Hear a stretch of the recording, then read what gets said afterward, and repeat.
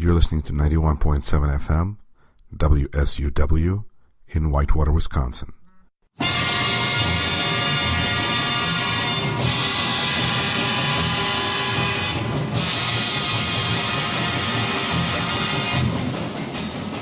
You're listening to Rashkin Report.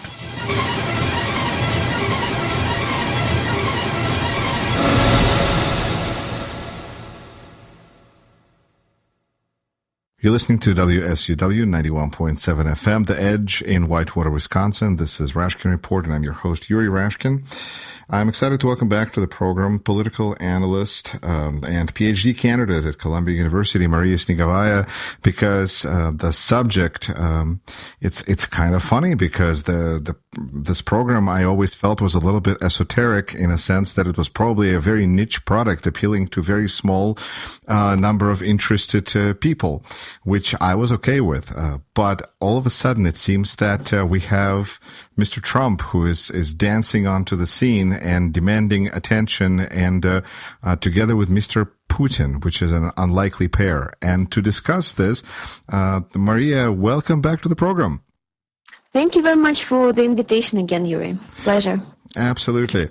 So if, let's kind of summarize what we know so far. We know that Mr. Trump and Mr. Putin are showing signs of affection for each other and for each other's policies. What should we read into this? Do you feel, are they friends? Are they allies? Are they unwitting bedfellows? What's going on there? Mm-hmm. So first of all, I should personally thank Mr. Trump and Mr. Putin from the political analyst on Russia, to whom these two politicians provide an endless, stream of work and public interest, because definitely Mr. Trump and Mr. Putin have increased their interest in the topic of Russia substantively over the last several years for their mutual policies and the comments. So it is true that recently the accusation or theories about potential links between Mr. Trump and Vladimir Putin of Russia have been abundant. So first of all, it's important, I think, for us to summarize what were the reasons for these theories. The most important accusation came following the attack against the DNC website, when hackers were able to get access to a lot of confidential information, including the internal emails exchange within the DNC. And those hackers by the FBI, this is, I think, that by now is already official, have been linked to Russia. Has this been? Do you consider the admissions or what we know now to be officially linked? Considered officially linked? Given the high level of the speakers who confirmed this information, including FBI and even President Obama himself, who actually is usually quite cautious on making bold statements like that, has confirmed that. I think the evidence is pretty. So the available evidence really supports that claim. In addition, I also read the CrowdStrike, which is the internet-based, the internet IT specialist website, where they actually analyzed the available evidence. The DNC actually specifically hired the CrowdStrike to investigate the issue, and they confirmed through their own tools that the links lead specifically to those alleged Russia hackers, the Cozy Bear and the Fancy Bear. There's a bear, the Cozy Bear and the Fancy Bear. And so, at least based on what we have now, the evidence is quite good. Let's put it this way. Mm-hmm. And according to Stephen Colbert, I believe that Cozy Bear is Vladimir Putin and Fancy Bear is Donald Trump. So are they working together on purpose, or do you feel that this is just they have common interests? Yeah, so specifically, I emphasize the DNC scandal and other, actually, mostly verbal statements by Donald Trump has been used by some analysts and some brilliant analysts, such as Ann Applebaum, for example, to link him to President Putin. We also know that he has hired Paul Manafort, the ex-Yanukovych, the president of Ukraine, political consultant, which is also kind of suspicious. And in general, Trump has traveled to Russia quite a lot in an attempt to establish certain kind of business links with Russian officials, with the Russian president, and with the business. Right. So it's not like he's never been to Russia. This is true. Yet Right. none of this available information, none of this is quite, suggestive. It's not enough for us to assume that he's still linked to Russians one way or another. In fact, Julia Yoffe had an op-ed on foreign policy last week where she actually says, I think correctly, that Trump didn't end up building any kind of, developing any kind of big real estate project in Russia after all. So it would be so these kind of accusations would have better ground if there was certain kind of factual evidence in support of them. So far, So there are no buildings in Moscow that have Trump name on them. There are no such buildings. There are no big real estate projects that we know of. And some people say that this is the reason why Trump does not disclose his tax information, because he might be somehow linked to the Russian state. But yet again, before we have this evidence, there is no available information to confirm the direct links. Nonetheless, all this doesn't mean that Russia does not act in support of Trump in other indirect ways. Vladimir Putin and the Kremlin in general is known to support the candidates in the political parties all over the developed world, all over Europe, that are whose political platforms align well with Donald Trump. And the reasoning for this is usually the fact that the so-called far right parties and candidates, and Donald Trump is definitely one of these candidates, can be classified in one of these candidates based on his nationalist platform. These candidates are better for Putin from the geopolitical perspective.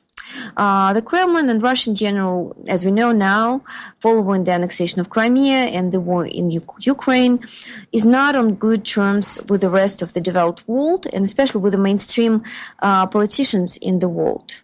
Putin can hardly manage an acceptance nowadays to a big international conference. He's not welcome anymore. So for him, the way to manage to regain his political leverage and his weight in the international affairs is to try to split this unity within the mainstream politicians in the world. And in order to do that, he attempts to support the candidates that are less conventional, that do not support the mainstream policies of the big Western parties, and including sanctions against Russia. So it makes perfect sense for him to support these candidates, and we see this a lot.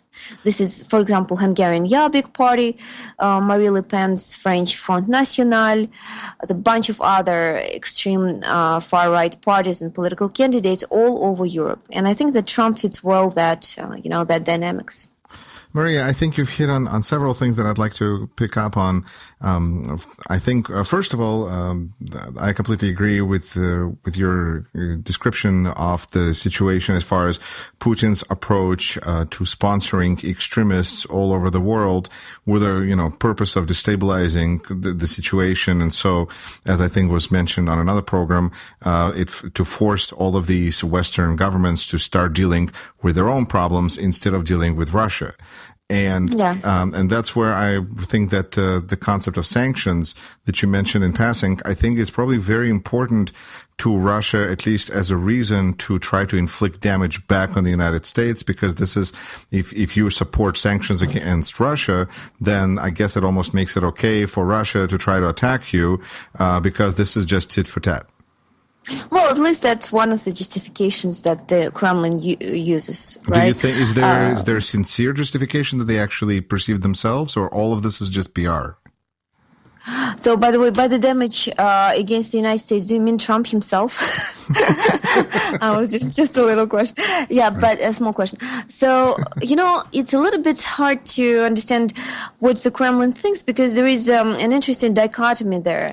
On one hand, the Kremlin politicians and Putin himself is quite shrewd and smart and cynical. On the other hand, by staying in power for so long, they often manage to persuade themselves in something that didn't originally believe was true, but the longer they stay in power, the more they tend to basically capture themselves in this mindset of this captured fortress or of the rest of the world being against them. So from this perspective, even if Russia, for example, let me frame it this way. Initially, when the Crimea annexation started, Russia probably did not envision the scope of the damage that will be inflicted by the joint action among the Western leaders. It probably did not predict the degree of collaboration that the West will achieve against Russia. So clearly, initially Putin probably did not realize the extent of the damage that the Crimea annexation will bring. By the way, to his credit, it wouldn't have these sanctions, the contemporary Western sanctions, wouldn't have probably taken place if it wasn't for the downed Malaysian Boeing, as we remember that happened in July 2014.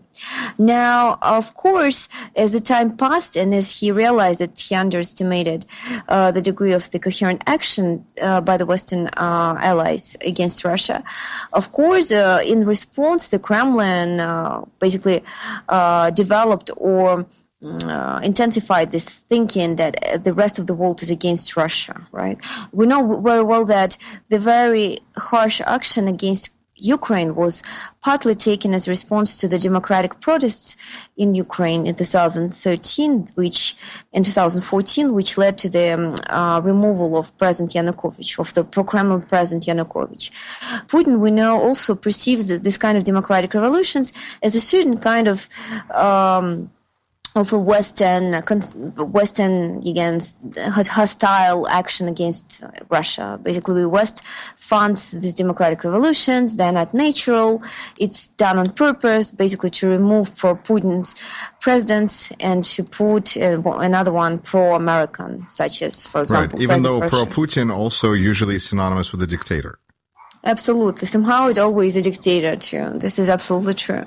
Let me ask you this, Maria. What is, so Russia has a policy almost officially of supporting extremists.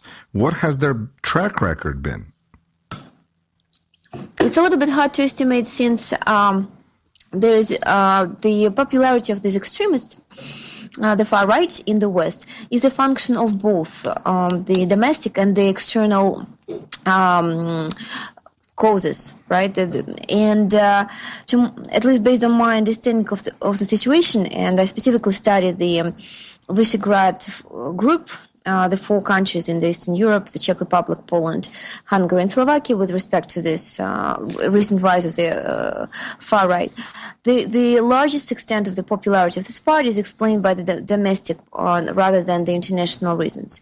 So even if, for example, if we take Hungary, the Kremlin has been, and we have proven links, funding and supporting Jobbik for at least the last 7 years. Nonetheless, it alone, the funding alone, and certain kind of, so-called active measures such as launching pro-Jobbik websites, basically active PR of Jobbik in Hungary, etc., etc. These measures alone wouldn't be sufficient if there wasn't certain hidden request for this kind of rhetorics, for this kind of political platform within the Hungarian society itself. This sounds like exactly the conversation that people have about whether State Department and the American government is to blame for the coup and the revolution in Ukraine. And of course, the comeback is, well, if people weren't happy with Yanukovych, if they were happy with Yanukovych to begin with, no amount of State Department money could have, flipped that revolution. Exactly. So it kind of works both ways. Exactly. That's my persuasion. I think that the politics in general is a bottom-up process. That's my conviction. But of course, it's ideological. In a way, it's a biased perception of the reality in a way. But there are theorists, there are analysts who would tell you that Jobbik's popularity is largely, in Hungary itself, they will tell you that Jobbik's popularity is largely due to the Kremlin's actions. And this is also something worth considering. At least this help doesn't hurt Jobbik as much as we would like it to, right? And doesn't hurt Jobbik in the way as it hurts Trump. And that my additional claim against this idea that Trump is certain kind of Putin's spy. We know that Trump is maybe not a particularly smart and sophisticated person, but he should be able to realize that any kind of exposed connections to the Kremlin is literally the end of his political career. So from his perspective, it is unlikely that he completely misunderstood it when he was deciding to run for the president in the United States.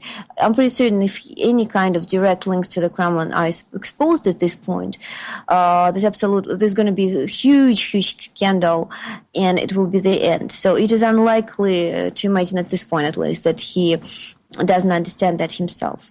Okay. Well, in that case, let's get back to Mr. Trump as we should, and I will just remind our listeners that you're listening to WSUW 91.7 FM in Whitewater, Wisconsin. The Edge. This is Rashkin Report, and I'm your host, Yuri Rashkin, and my guest is Maria Snegovaya, political analyst and PhD candidate at Columbia University. Maria, then, what has been Kremlin's reaction to Trump's latest announcements that if we're to follow everything that we've just discussed, we're not done in coordination with Putin? So then what has Kremlin's reaction been to Mr. Trump all of a sudden announcing that Russia is really great and maybe Crimea should be Russian? The Kremlin pretty soon is not surprised by this announcement.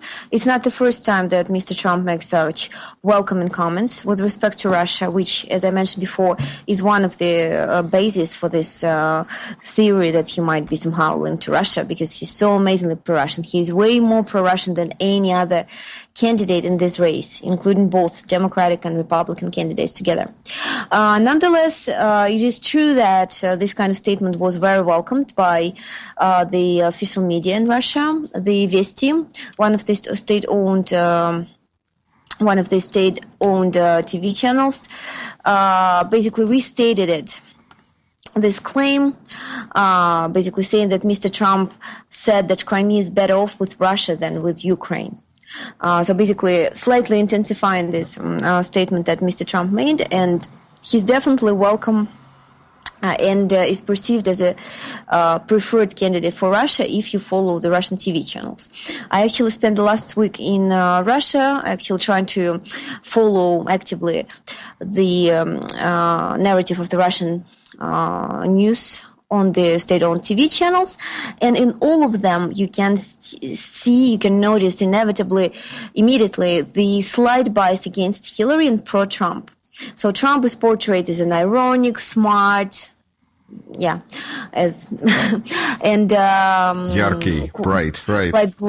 bright candidate. Right. While Hillary, scrawny, corrupt. They have this DNC scandal. She's not a Democratic candidate in this sense because they were plotting against Bernie, etc., etc. An interesting thing that I noticed on the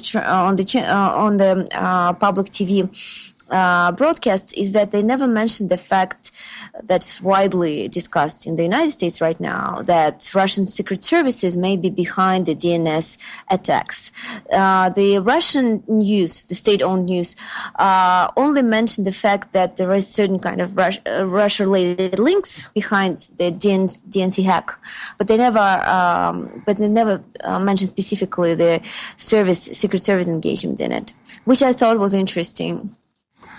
All right. So definitely just to summarize, Trump is very welcome by the Kremlin. They really support him actively, as we know, and this recent statement will just reinforce the same attitude by the Kremlin. But you feel it was a kind of a pleasant surprise? to Kremlin? It's no, I mean, not necessarily pleasant surprise because Trump has made similar kind of statements before. All right. On several occasions, he suggested that Putin is an extra smart. He's smart, and he'll try to negotiate with him, and that the sanctions may be abolished under his anti-Russian sanctions may be abolished if he's the president, etc., etc. So that's not something completely surprising, but definitely welcome. Putin is pleased, I can assure you. Yeah. Maria, the last area that I wanted to cover, and the kind of the one or two questions there, is when a candidate becomes the nominee of the party, they become privy to national security briefings, which is the privilege of being nominee of a major party. So that made me nervous because of, Mr. Trump in general. Somewhere I've read that apparently it is up to President Obama how much information is being released. And I guess as long as the information is equally released to both candidates, then there can be a little or a lot. So maybe that's going to be one of the ways. But my general concern is it goes actually beyond Mr. Trump, and it goes more to, his advisors such as Mr. Paul Manafort. Is there, in your opinion, and this is where I'm also kind of counting on our Secret Service and our, whatever agencies to keep an eye on those people, that they don't just go ahead and leak the national security information directly to Russians, either not on purpose, like maybe Mr. Trump is doing, or maybe on purpose, like some of his advisors might be, because that might be information that they would be now privy to. How worried are you, being a specialist in this field, that there is a national security issue here? First of all, on Paul Manafort, I just wanted to mention that his links to the Kremlin are a little bit overestimated, because it's known that Putin specifically requested Yanukovych to fire Paul Manafort to decrease the so-called, to diminish the so-called to his influence. credit. Okay. I hope to Mr. Manafort's credit, right, or to Putin's credit. Both, right. So to Mr. Manafort's credit, I think this must be mentioned. So it's not very clear whether Manafort is directly how strong this connection to the Kremlin is, and whether it's going through Mr. Manafort or not. But in general, having read what Mr. Trump said previously, and constant contradictions and quite provocative claims that he's made, on average, the very fact that he receives himself, regardless any kind of links to Russia, a certain kind of information of this very sensitive nature is already a fact, troubling and concerning enough. Now add to that the possibility of certain kind of links to Russia. That's definitely something to be really worried about, and I think that's something that explains the recent media hype about the whole Russia-related thing. Now, I do believe, though, that the FBI and the CIA and President Obama himself realized the quite unusual precedent that has been created during these elections, and I think, at least I hope, I guess that's more or less what we are left with at this point, that certain kind of measures will be taken against exposing overly sensitive information to this particular candidate. So this is, I think, that's what we can rely upon. So you are, sounds like, well, I don't want to say nervous or worried, but I don't sense any trust on your behalf towards, well, why would we, towards Mr. Trump and his campaign? And so I guess what I'm hearing you say is that you're not aware of any direct links between Trump or his staff to Kremlin, but, we can't discount the possibility. We can discount this possibility, but the available evidence does not necessarily suggest that, right? Mm-hmm. It's important to be concerned, and it's important to be aware of the available information, of the potential implications of these facts. But so far, we just didn't have those, necessary evidence in order to claim these kind of things. That's how I would frame this. Thank you. And so, with all of this in mind, how do you feel? What are you worried about? What are you worried about as a specialist on Russia, as a specialist on Kremlin, watching Kremlin getting involved in American politics? What are you on what should anybody be worried about, knowing as much as you do? First of all, Russia has been identified as a major cybersecurity threat by the USA analysts already, at least in February this year. The cyber attacks by Russia has been on the rise recently, and they have to do with the so-called continued hybrid war of the so-called active measures of Russia that have been on the rise in the last about 7 years.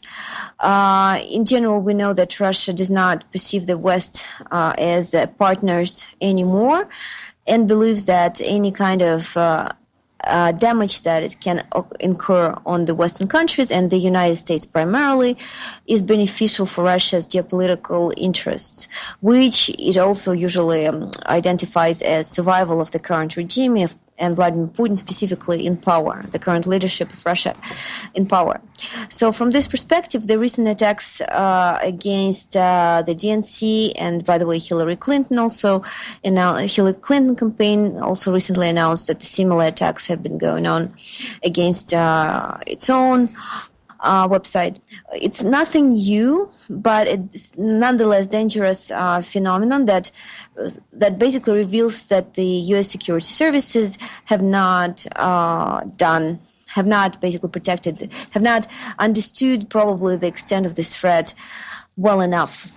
It also has become known recently that similar attacks have been implemented by Russia in 2008 and 2012 as well, but only in these particular elections, to my knowledge, it has been decided by the Russian side to expose this information, because apparently they're really, really interested in supporting Donald Trump as a candidate. Well, if you look at this whole situation from the Russian perspective, you kind of realize that Trump is somebody the Kremlin could only wish for. He's really ideal in the sense that he achieves both goals.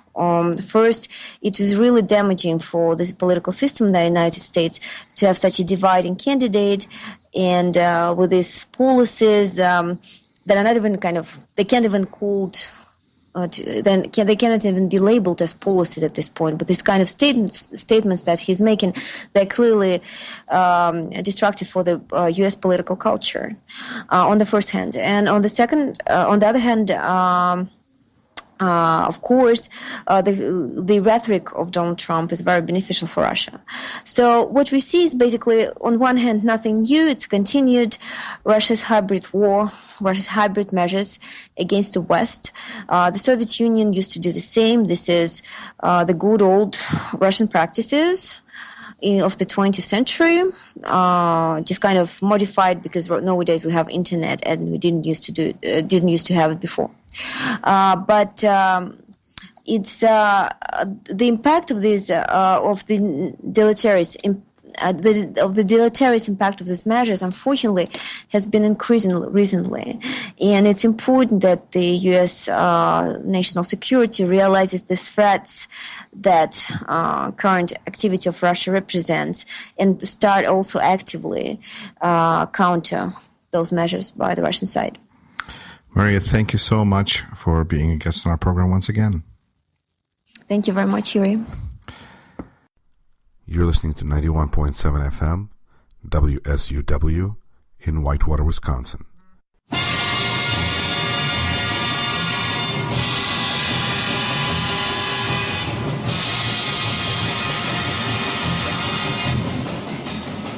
You're listening to Rashkin Report.